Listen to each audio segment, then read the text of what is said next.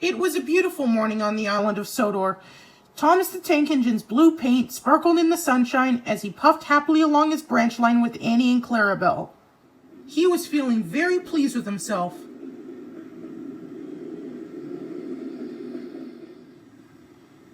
"Hello, Thomas," whistled Percy. "You look splendid today." "Yes, indeed," boasted Thomas. "Blue's the only proper color for an engine." "Oh, I don't know. I like my brown paint," said Toby. "I've always been green. I wouldn't want to be any other color either," added Percy. Well, anyway," huffed Thomas.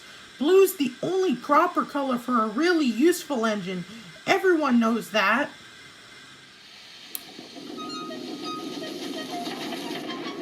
Percy said no more. He just grinned at Toby. Later, Thomas was resting when Percy arrived. A large hopper was loading his freight cars full of coal. Thomas was still being cheeky. "Careful," he warned. "Watch out with those silly cars." Go on, muttered the cars. "And by the way," went on Thomas, "those buffers don't look very safe to me." Oh! The last load poured down. "Help! I'm choking!" cried Thomas. "Get me out!"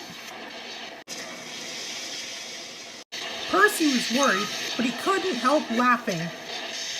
Thomas's smart blue paint was covered in coal dust from smoke box to bunker.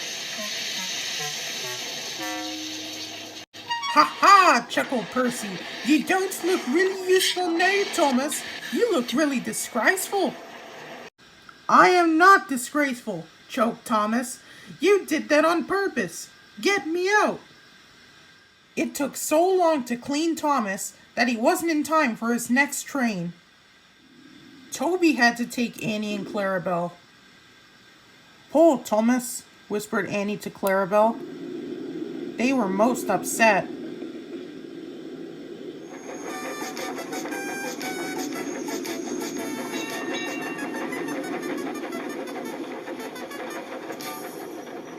Thomas was grumpy in the shed that night. Toby thought it a great joke. But Percy was cross with Thomas for thinking he had made his paint dirty on purpose. Fancy a really useful blue engine like Thomas becoming a disgrace to Sir Topham Hatt's railway.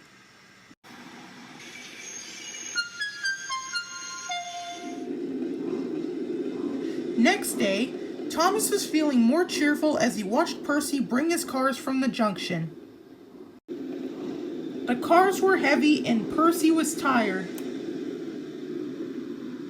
"Have a drink," said his driver, "then you'll feel better."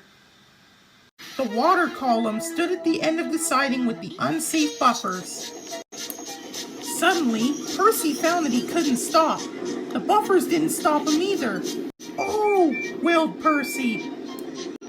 "Help!" The buffers were broken and Percy was wheel deep in coal. It was time for Thomas to leave. He had seen everything. Now Percy has learned his lesson too, he chuckled to himself.